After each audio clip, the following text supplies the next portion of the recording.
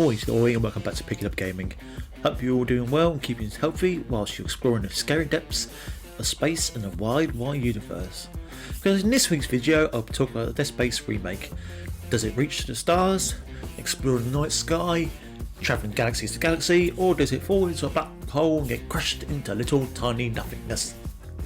Let's find it together, shall we? So as ever, let's start off with some basic facts, shall we?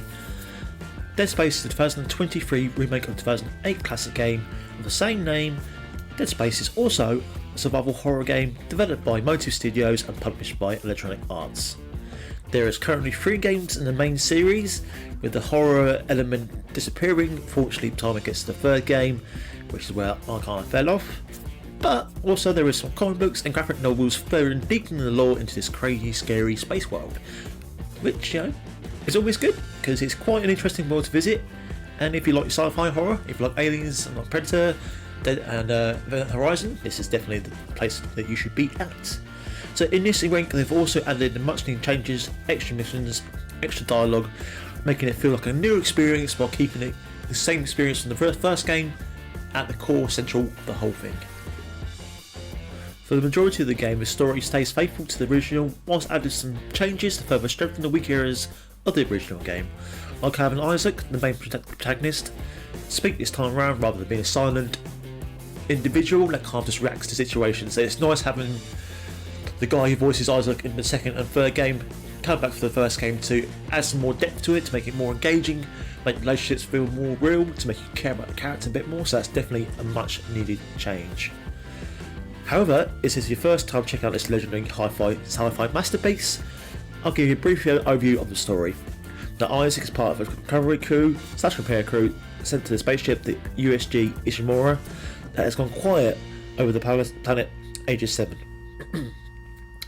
Isaac is also worried about his wife, Nicole, who is currently working aboard said ship. Now, of course, as you know, if you watch any kind of sci-fi, horror game, any kind of thing like that, as soon as you board that ship, something's going to go wrong, and boy howdy does it go wrong. As you go through this crazy, scary, dark vessel, whilst trying to save people along the way, figure out a mystery to why this ship has gone quiet, what's happened to the people. And as you go through, you encounter, like you usually do in scary horror games, scary space creatures and scary space humans. Because that guys, going to space doesn't sound all that good. Playing games does, but going to space itself doesn't sound that great. It is scary out there, it is terrifying, and weird. Anyway, back to the game. So enough of my rambling, on to gameplay. For most horror fans of the older generations, this brings back the old feeling of tank controls whilst taking away some of the more frustrating part of those controls. So it does respond well, and it is quick and it's responsive, like I said, but it does mean that you can't quick turn, you are kind of tanky, you are kind of lumbering, which adds to the horror experience, I believe in anyway. In terms of the game itself, it's kind of a straightforward sci-fi horror game. You'll be sent to different parts of the ship, going backwards and forwards until you get certain keys, certain objects, having to solve certain problems and mysteries along the way, whilst also facing some quite frankly terrifying creatures. Like I said, space creatures and space humans are both equally terrifying because space makes you crazy and aliens make you crazy, and aliens are terrifying. However, in this game, the aliens differ to other horror monsters, sci-fi monsters, as targeting to the limbs is more effective than just simply emptying a clip into the head, so that adds kind of a bit of a dimension to the game, making it stand out for the rest of them. Also, you have some light puzzles to figure out in the 0G areas to kind of fly around in your little space costume, so it's all fun. You get to be Buzz Lightyear. So controls, sounds and visuals. As stated previously, it has tanky controls, but it's modernised to make it a bit more easier to manage, which will attract new players whilst appeasing to the old players.